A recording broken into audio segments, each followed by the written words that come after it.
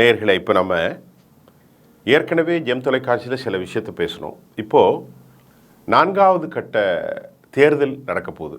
வரக்கூடிய 13ஆம் தேதி, இன்றைக்கி 11ஆம் தேதி, நாளை மறுநாள் 283 கான்ஸ்டியூவன்சிக்கு, அதாவது நாடாளுமன்ற இடங்களுக்கான தேர்தல் நிறைவு பெற்ற நிலையில் அடுத்து ஒரு 96 இடங்கள், ஆக மொத்தம் 379 நினைக்கிறேன். இந்த கணக்கில் சரியாக இருக்கணும்னா நீங்கள் செக் பண்ணிக்கிடுங்க, நடைபெற போகின்றது. இப்போ இதுவரைக்கும் நடந்த தேர்தலில் எந்த மாதிரியான ஒரு மனோநிலை, சாத்தியக்கூறுகள் தென்படும்? பொதுவாக அரசியல்வாதிகளுக்கென்று மிகப்பெரிய அளவில் தென்படும். நாங்கள் வெற்றி பெறலாமா, வெற்றி பெற முடியாதா, என்னென்ன பிரச்சனைகள் அப்படின்ட்டு நம்ம பார்க்க போகிறோம்.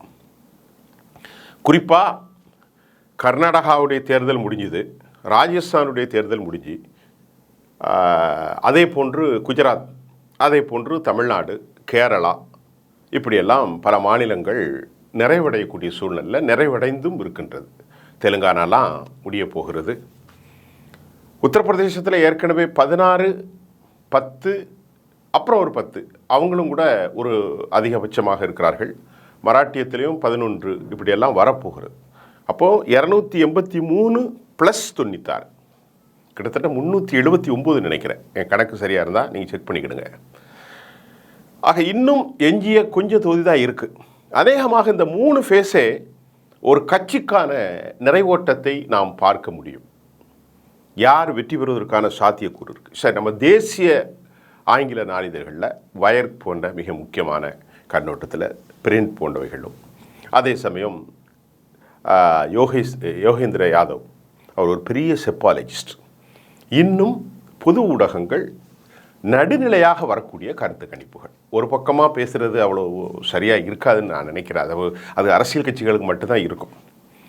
ஆனால் ஒன்றை தெளிவாக சொல்லுகிறேன், தனிப்பட்ட ஒரு இண்டிவிஜுவலாக அதிக மெஜாரிட்டியாக வரக்கூடிய ஒரே கட்சி பாஜக தான். அதில் எந்த சின்ன சிக்கல் கூட இல்லை பிஜேபிக்கு. அவங்க 100 எடுத்தாலும் அவங்க தான் ஃபஸ்ட்டு, 300 எடுத்தாலும் அவங்க தான் ஃபஸ்ட்டு, 250 எடுத்தாலும் ஃபஸ்ட்டு, 200 அதான் பிஜேபி மட்டும்தான்.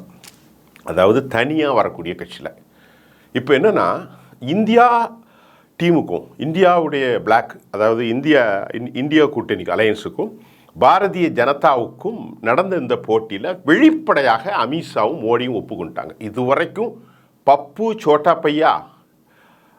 சோட்டாபாயின்லாம் சொல்லக்கூடிய ராகுலுக்கும் மோடிக்கு தான் பேட்டிங்கிறத அவங்க அந்த குற்றத்தை இதுவரைக்கும் பப்புன்னு ஒரு தலைவரை சொல்லக்கூடாது, சொல்ல வைத்து பின்னால் இருந்து வேடிக்கை பார்த்தார்களோ, இப்போ அவங்க ஒத்துக்கிட்டாங்க. உண்மையிலேயே இந்த முறை தேர்தல் மோடி வெர்சஸ் ராகுல் தான். இந்த போட்டியில் பல புதினங்கள் நடந்தது. புதினம் நம்பர் 1 என்னென்னா, பிரதமர் மோடிக்கு 10 வருஷம் ஆட்சி செய்தும் கூட அந்த ஆட்சியில் அவர் செய்த சாதனைகள் ஏராளமாக இருந்தது அப்படின்னு அவர் சொல்கிறார். அவரே சொன்னார், ஜல்சக்தி, முத்ரா யோஜனா, கேஸ் மானியம், ரேஷன் கார்டு, இன்னும் எல்லாவற்றையும், வீடு கட்டி கொடுக்குது, ஆயுஷ்மான் பாரத், கொரோனாவுக்கு ஊசி கண்டுபிடிச்சி நாங்கள் தான் எல்லாம் பண்ணோம், வெளிநாட்டிலேருந்து கொண்டு வந்தோம், ஃபாரின் டைரக்ட் இன்வெஸ்ட்மெண்ட்டை கொண்டு வந்தோம், இப்படி எல்லாத்தையும் சொல்லக்கூடிய மோடி, ஒரு தசாப்தமாக இந்தியாவில் ஆட்சி செஞ்சுருக்கக்கூடிய மோடி, ஒரு ட்ரெயின்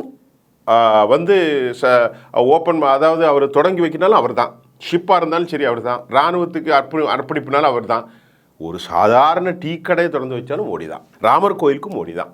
அந்த இடத்துல ராமர் கோயில் கூட அமித்ஷா கூட தலைகாட்டலை, ரொம்ப கஷ்டப்பட்டு தான் மோகன் பகாவத். இப்படிப்பட்ட ஒரு தலைவராகவும் அவர்களை விருப்பமானவர்கள் இவரை விஸ்வகுருன்னும் அழைத்துக்கிறாங்க. சர்வதேச அளவில் எல்லோருக்குமான ஒரு வழிகாட்டி. அப்படிப்பட்ட ஒரு மனிதர் இந்திய வரலாற்றில் தன் பிரச்சாரத்தில் தன் தகுதியை முழுமையாக இழந்திருக்கார். அதுதான் உண்மை. ஏன்னு கேட்டால் 10 ஆண்டுகால ஆட்சியில் அவர் எதுவுமே சொல்லலை. 10 ஆண்டு ஆட்சிகளை பற்றி, சிறப்புகளை பற்றி அவர் பேச மறந்துட்டார், அல்லது மறந்து விட்டார். அவருடைய அந்த பிரச்சாரத்தினுடைய தொனி எப்படி இருக்குன்னா, தன்னை கட்டுப்படுத்த முடியாத ஒரு கதியில் இப்போ மோடி இருக்கிறார் என்பதை நாங்கள் அடையாளப்படுத்த முடிகிறது. உளவியல் ரீதியாக, சைக்காலஜிக்கல் ஒரு பார்வை, அதாவது மன ரீதியாக அவர் தன்னை கட்டுப்படுத்த முடியாத அளவிற்கு, எதை தின்றால் பித்தம் தீரும் என்று சொல்வார்களே, அப்படிப்பட்ட ஒரு நிலைக்கு மோடி போயிட்டாரோ அப்படின்னு நாங்கள் என்ன தோன்றுது. குறிப்பாக என்னென்னா, இந்த சாதனைகளை பற்றி அவர் பேசவே மறுத்து, அவருடைய சாதனைகள் முஸ்லீம்களை திட்டுறதான். இல்லது காங்கிரஸை முஸ்லீம்களோடு இணைக்கிறது. அதிக குழந்தை பெற்றவங்க ஏற்கனவே சொன்னார், ஊடுருவல்காரர்கள்னு சொன்னார், இந்துக்களுடைய தாலியில் உள்ள மாங்கலிய சூத்திரம் அதெல்லாம் பறித்து முஸ்லீம்கள்கிட்ட கொடுத்துருவான்டாரு. அமித்ஷாவும் அவர் 4% கொடுக்கவே மாட்டோம், நான் உயிரிழந்த வரைக்கும் கொடுக்க மாட்டோம், 2 எரும மாட்டில் ஒரு எரும மாட்டை இந்துக்கள்கிட்ட இது பறித்து ஒரு எரும மாட்டை கொடுத்துருவாங்கன்றார். அதே போல் நேற்று முன்தினம் சொல்கின்றார், இந்திய கிரிக்கெட் டீமே முஸ்லீம் டீமை மாற்றிடுவாங்க, அங்கே அதிகமாக முஸ்லீம் டீமர்ஸை காங்கிரஸ் போட்டுருவாங்க, தலித்துகளுடைய இடஒதுக்கீட்டெல்லாம் எடுத்து கொடுத்துருவாங்க. இந்தியாவில் இப்போ 2வது சொல்லியிருக்காங்க 43% முஸ்லீம்களுடைய பாப்புலேஷன் அதிகரிச்சிட்டு. இப்படி கொஞ்ச நெஞ்சமான பழி சுமத்தல் இல்லை தோழர்களே. எந்த ஒரு சமூகத்துக்கு எதிராக இந்துக்களோ முஸ்லீம்களோ கிறிஸ்தவர்களோ சீக்கியர்களோ பார்சிகளோ ஜெயினர்களோ மதமற்ற இடதுசாரிகளோ யாராக இருந்தாலும் சரி, வெறுப்பு அரசியலுக்கு இந்த தேசத்தில் இடமில்லை. அப்போ ஏன் அவர் இப்படி பேசுகிறார் அப்படின்னு பார்த்தா, ஒரு பிரதம மந்திரி முஸ்லீம்களை காக்க வேண்டிய இடத்தில் இருக்கிறார், இந்துக்கள் கிறிஸ்தவர்கள் ஜெயினர்கள். அதே சமயம் போர்ட்போலியோவுடைய ஹெட் பிரைம் மினிஸ்டர், சாவரின் இந்தியாவுடைய இறையாண்மை காக்கக்கூடிய ஒரு மனிதர், இந்தியாவுடைய சட்ட திட்டங்கள், இந்தியாவினுடைய மாண்புகளை காக்கக்கூடிய ஒரு பிரதமர் இதிலிருந்து தன்னுடைய நிலையிலிருந்து பொறுப்பிலிருந்து முழுமையாக தவறிவிட்டார். இது இந்திய ஊடகங்கள் மட்டுமல்ல, பொது சமூகங்கள் மட்டுமல்ல, சர்வதேச மீடியாக்களும் இதை அப்படியே படம் பிடித்து காட்டுகிறது. இதுதான் உண்மை, இதில் பொய் இல்லை. இந்த பிஜேபியினுடைய இந்த பிரச்சாரத்தில் மோடி அமித்ஷாவை தவிர வேறு யாராவது இப்படி பேசியிருக்காங்களா அப்படின்னு நான் போய் பார்க்குறேன். ஏன்னா பேசுகிறதுக்கு அங்கே ஆளே இல்லை. இந்தியா பிளாக்ல பார்த்தீங்கன்னா நிறைய ஆட்கள் இருக்கிறாங்க. ராகுல் காந்தி, பிரியங்கா காந்தி, சோனியா காந்தி, மல்லிகார்ஜுன கார்கே, மம்தா பட்டேல், மம்தா பானர்ஜி, காங்கிரஸ் கட்சியை சேர்ந்த ஏராளமானவர்கள், நம்ம டிகே சிவகுமார், அதுக்கப்புறம் சித்தராமையா, உத்தவ் தாக்கரே, சரத் பவர், நிறைய பேர் இருக்காங்க, நிறைய பேர், ஏராளமானவர்கள். இவர்கள் அனைவரையும் விட இன்னைக்கு ஒரு சிறப்பு பேச்சாளர் வெளியே வந்துட்டார். இதுவும் அவர்களுக்கு துரதிர்ஷ்டம். நம்ம அரவிந்த் கெஜ்ரிவால் உடைய ரிலீஸ், அதை நான் 2வது சொல்ல போகிறேன். இப்படிப்பட்ட சூழ்நிலையில் அங்கே யார் பேசுகிறாங்கன்னு பார்த்தா யாருமே இல்லை, மோடியை தவிர. அதற்கு அடுத்து சில சதவீதங்கள் அமித்ஷா, அதனை அடுத்து வரக்கூடிய கட்காரியும் ராஜ்நாத் சிங்கு கூட இவ்வளோ மோசமாக பேசலை. 3 பேர் மோசமாக பேசுகிறாங்க. யார்? மோடி, அமித்ஷா மற்றும் யோகி ஆதித்யநாத். என்ன மக்களுக்கு இதெல்லாம் ஒரு வேடிக்கை ஆகிட்டு. மோடி பேச்சு எப்படி ஆகிட்டுனா வேடிக்கை ஆகிட்டு. அதில் எந்த சீரியஸ்னஸும் யாருமே பார்க்கலங்க. அதற்கு ஒரே ஒரு சான்று என்னென்னா, கிட்டத்தட்ட இந்தியாவில் நம்ம ஏற்கனவே சொன்ன மாதிரி சிஎஸ்டிஎஸ்னுடைய லோக்நீதியினுடைய கருத்து கணிப்பில் ஒட்டுமொத்த சதவீதத்தில் உயர் சாதியினர் மட்டும்தான் ஒரு 8% ராமரை பற்றி பேசுகிறாங்க, வேறு யாருமே பேசலை. ஏன்னா அவங்களுக்கு அந்த அளவுக்கு பாதிப்பு இருக்குது. வேலையின்மை, விலைவாசி உயர்வு, வாங்கும் திறன் குறைந்தது, நோய் நும்பலம் எல்லாமே இருக்குது வாழ்க்கையில். அப்போது ராமர் என்று சொல்வதையோ அல்லது முஸ்லீம்கள் குழந்தை பெறுறதையோ அல்லது முஸ்லீம்கள் ஊடுருவல்காரர்கள் என்று சொல்வதை யாரும் ரசிக்கவில்லை. இதுதான் இந்த தேர்தலில் அவர்களுக்கு பெரிய செட்பேக்குன்னு நான் பார்க்குறேன். ஒரு வேளை மாறினா அதை பற்றி நான் பொறுப்பேற்க முடியாது. என்னுடைய ஒவ்வொரு பத்திரிக்கையாரனும் ஒரு கணிப்பு இருக்கும். இப்படிப்பட்ட சூழ்நிலையில் தான் அவருக்கு பேசுகிறதுக்கு எந்த ஒரு வசனங்களோ எந்த ஒரு வாய்ப்புகளோ இல்லாமல், தன்னை கட்டுப்படுத்த முடியாமல் இப்படிப்பட்ட ஒரு மோசமான பேச்சை பிரதமர் பேசுகிறார். பாகிஸ்தான்காரனோடு இழிக்கிறார். யாரெல்லாம் என்ன சொன்னாலும் சரி. சம்பித் பிட்ரா அவர் சம்மந்தமே இல்லை, நிறைய பேருக்கு அவரை தெரியாது. அவரை தென்னிந்தியர்களை பார்த்து நீ ஆப்பிரிக்காவுடைய இனத்தோடு சம்மந்தப்பட்ட, அதில் ஒன்றும் தவறும் இல்லை. தென்னிந்தியர்கள் கருப்பாக இருந்தால் அதற்காக தென்னிந்தியர்கள் யாரும் வருத்தப்படவில்லை. எங்களுடைய மூதாதையர்களாக ஆப்பிரிக்கல் இருக்கிறான்னு சொல்வதில் தென்னிந்தியர்காரர்களுக்கு யாருக்கும் வருத்தம் இல்லை. நீங்கள் ஆதிய சமூகத்தை இருந்தாலும் உங்களுக்கு ஒன்றும் பெருமையும் இல்லை, இல்லையா? ஆக அதையும் கூட அரசியலாக்குறார். அப்போ எந்த அளவிற்கு ஒரு பிரதமர் தரம் இழந்திருக்கிறார். இந்த தரம் கீழே இறங்குவது தான் அவருக்கு செட்பேக் ஆகுது. 1. 2வது நம்ம பார்த்தீங்கன்னா, அரவிந்த் கெஜ்ரிவால் நேற்று வெளியேறிட்டார். நேற்று இரவு பார்க்கின்ற போதே முதல் விஷயத்தை அவர் அழகாக சொல்லிட்டார். நான் நாளை காலை 11 மணி, நான் இப்போ கரெக்டாக பேசுகிற நேரத்தில் அவர் அனுமன் கோயிலுக்கு போகிறார். அங்கே போய் இனி மோடி ஒரு காலம் ராமனுடைய பரப்புரை செய்ய முடியாது.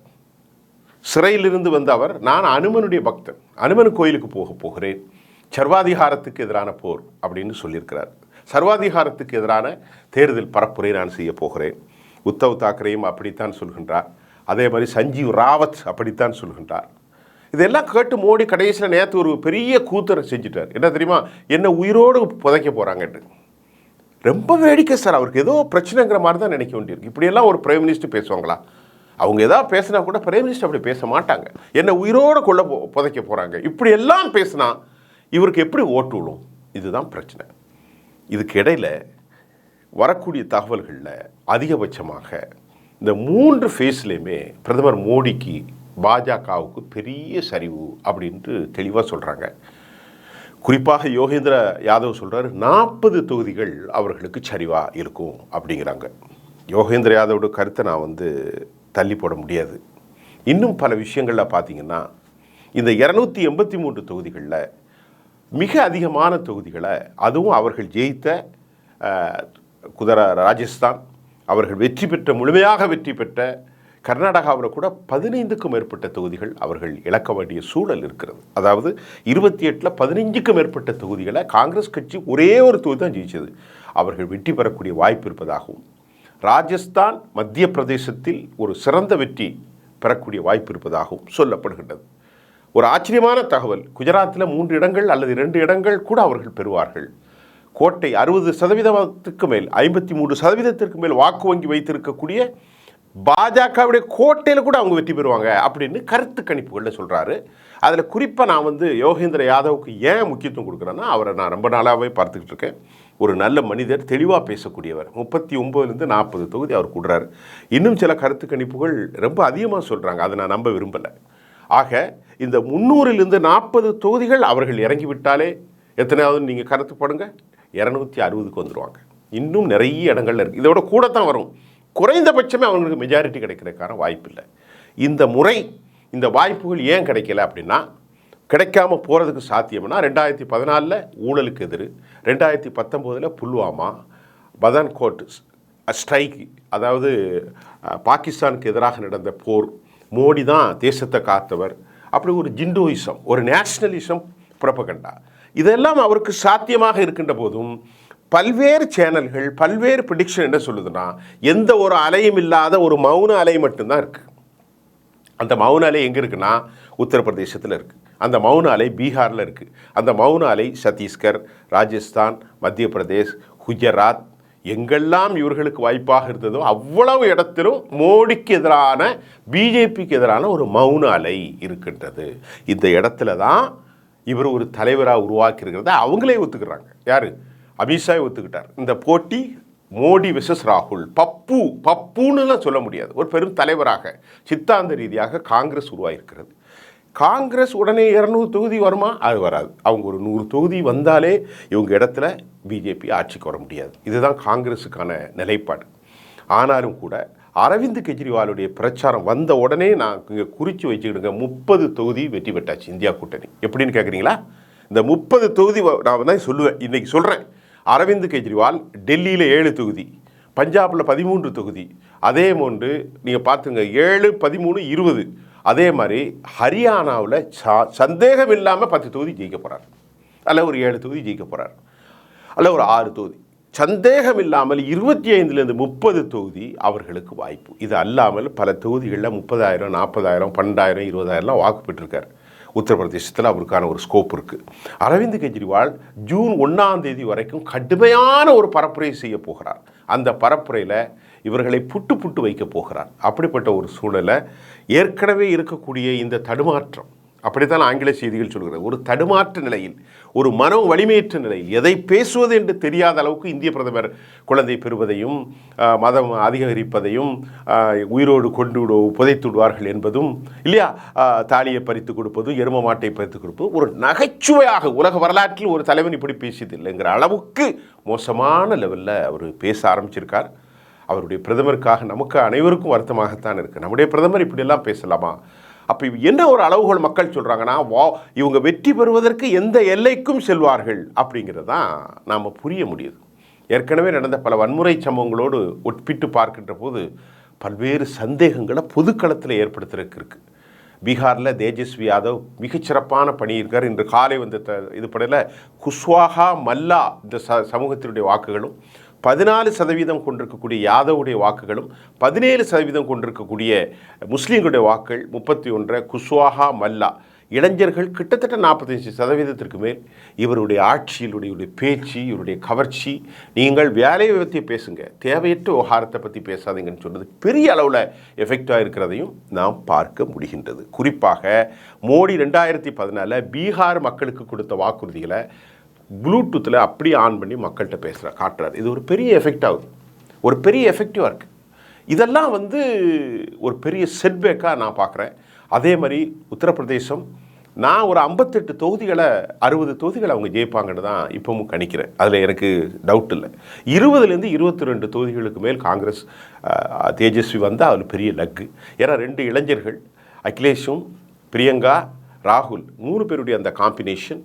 அது மட்டுமல்லாமல் முஸ்லீம்கள், தலித்துகள், யாதவ்கள், இது அல்லாமல் ஓபிசியினுடைய வாக்குகள், குறிப்பாக இவங்களுக்கு ப்ளஸ் பாயிண்ட் யாருன்னா ராஜ்பூத்துடைய வாக்குகள் நான் ஏற்கனவே சொல்லியிருக்கேன், மிகப்பெரிய அளவில் கோபத்தில் இருக்காங்க. 10% மேல் யூபி, அதே சமயம் 17% மேல் குஜராத். இப்படி எல்லா நிலைகள்லையும் அவர்களுக்கு எதிராக இருக்கிறது அக்ரேரியன் கிரைஸ். இது யூபியில் உள்ளவில். டெல்லியில் நான் ஏற்கனவே சொல்லிட்டேன். பஞ்சாபு, ஹரியானா உள்ள பல கிராமங்களில் இவங்களை அனுமதிக்க மறுக்கிறாங்க அக்ரேரியன் கிரைஸினால். தமிழ்நாடை பற்றி கேட்க வேண்டியதில்லை, கேரளாவை பற்றி கேட்க வேண்டியதில்லை. அவர்களுடைய வாக்கு வங்கிகள் அதிகம் சதவீதது. இன்றைக்கி 40 தொகுதிகள் அவர் குறைந்தால் 260, இப்போ 283க்கு 260 குறைந்திருக்கிறது. நாளை மறுநாள் 96 தொகுதிகள் 200, அதெல்லாம் சேர்ந்து பார்க்கின்ற போது சதவீத கணக்கில் ஒரு 200 இடங்கள் அப்படித்தான் வருவார்கள், 220 வரலாம் என்று சொல்லப்படுகின்றது. ஏனென்றால் இந்த சாத்திய கூட்டு இப்பொழுது இந்தியா கூட்டணிக்கு அதிகமாக இருக்கிறது. இந்த எதிர்ப்படைகள் மமதாவுக்கும் கூட பல்வேறு வாய்ப்புகளை கொடுத்திருக்கிறது. கடைசியாக சந்தோஷ்காலியில் ஒரு மம்தா பானர்ஜியினுடைய ஒரு இஸ்லாமிய ஆள் மோசமாக நடந்து கொண்டார் என்று பெரிய பரப்புரை செஞ்சாங்க. ஆனால் உண்மையே நேற்று வந்துருச்சு, அப்படி ஒரு சம்பவமே நடக்கலை. அங்கே இருக்கக்கூடிய ட்ரைபல் பெண்களுக்கு எந்த செக்ஸுவல் ஹராஸ்மெண்ட்டும் நடக்கலை. இவங்க வேணுக்குண்டு காசு கொடுத்து எங்களை சொன்னாங்கன்னு சொல்லி யார் கம்ப்ளைண்ட் கொடுத்தாங்களோ அவர்களே வாபஸ் வாங்கிட்டாங்க. எல்லா இடத்துலையும் தப்பாக பண்ணுறாங்க, அரசியலுக்காக தப்பாக பண்ணுறாங்க. இதே போல் பார்த்தீங்கன்னா நம்முடைய பிரிஜ்வால் ரேவனாவுடைய தவறுகள் ரொம்ப அளவுக்கு மோசமாக இருக்குது. ஒரே ஒரு செய்தி நான் சொல்ல மறந்துட்டேன். மோடி மிகப்பெரிய எதிரியாக அம்பானி ஆதானிக்கும் மாறிட்டார். என்டிடிவி யாருடைய டிவி? என்டிடிவி இவருடைய டிவி. யார்? அம்பானியுடைய டிவி. நேற்றிலிருந்து இந்திய தொலைக்காட்சிகள் தனது நிறத்தை மாற்றி கொண்டிருப்பதையும் பார்க்க முடிகிறது. அந்த தொலைக்காட்சியில் பிரிஜ்வால் தேஜ் பூஷன் அவருடைய செக்ஸுவல் ஸ்கேண்டல், மணிப்பூருடைய பெண்களுக்கு எதிராக அந்த பூஷனுடைய இதை பற்றி ரொம்ப தெளிவாக போட ஆரம்பிச்சிட்டாங்க. ஆக எல்லா முனைகளிலும் அடிக்கப்படுகின்ற நேரத்தில் எல்லா முனைகளிலும் பதில் தருவதற்கு ஏராளமான பேச்சுகளை இந்தியா டீமில் வச்சுருக்கிறாங்க. 2 பேர் தான் இருக்காங்க. அந்த 2 பேர் தான் இவ்வளோ மோசமாக பேசுகிறாங்க. மற்றபடி ராஜ்நாத் சிங்கோ, 3 பேர், ராஜ்நாத் சிங்கோ, கட்காரியோ யாரும் பேசாத நிலையில் தற்போதைய கருத்து கணிப்புகள் பிஜேபிக்கு எதிராக இருக்கிறது. மக்களின் மன ஓட்டங்கள் பிஜேபிக்கு எதிராக இருக்கிறது. குறிப்பாக நான் சொல்கிற பிஜேபி ஆட்சியில் அமர்த்தக்கூடிய உத்தரப்பிரதேஷ், ராஜஸ்தான், மத்திய பிரதேஷ், சத்தீஸ்கர், இமாச்சல், உத்தராஞ்சல், ஹரியானா, ஜார்க்கண்டெல்லாம் சிபுசேரன் நாளைக்கு வந்துடுவார். சிபுசேரன் கூட 14 தொகுதி இருக்குது. அங்கேயும் பெரிய தாக்கம் ஏற்படும். ட்ரைபல், தலித்துகள், முஸ்லீம்கள், யாதவ்கள், ஓபிசிகள் எல்லாரிடத்திலும் பேசப்படுற பேச்சு இந்துத்துவா அல்ல.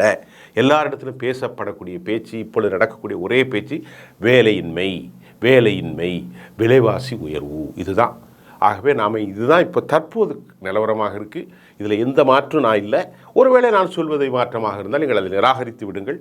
உங்களுடைய புரிதலோடு நான் விடுகின்றேன். மற்ற கட்சிக்காரங்களமாக நம்ம அப்படி பேசக்கூடாது. இப்பொழுது எதிரொலி இருக்கிறது, கடும் போட்டி இருக்கிறது. மீண்டும் மற்றும் பல செய்திகளோடு நான் உங்களை சந்திக்கின்றேன். நன்றி.